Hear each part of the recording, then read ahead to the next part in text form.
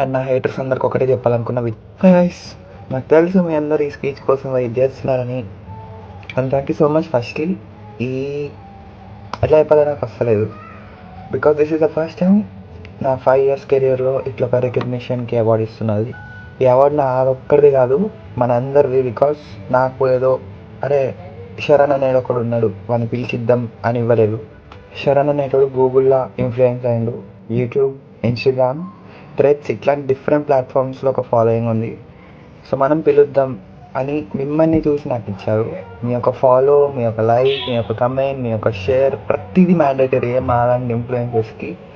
And ఇప్పటిదాకా support చేసినందుకు thank you so much. And ఈ అవార్డు నాకు ఇంకొక బాధ్యతను ఇచ్చింది, which is keep consistency.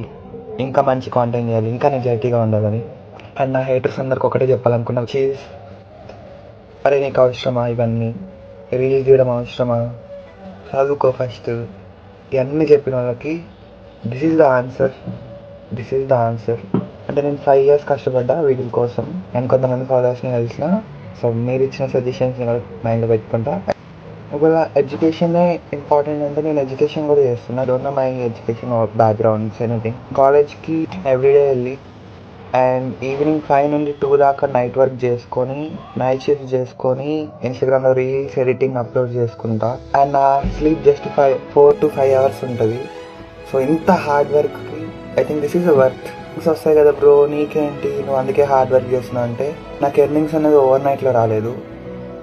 Almost నేను 2 years కష్టపడితే 3rd year నుండి నాకు ఎర్నింగ్ స్టార్ట్ అయ్యింది. And thank you so much, keep loving me. I did it. అద్దరిపోయింది.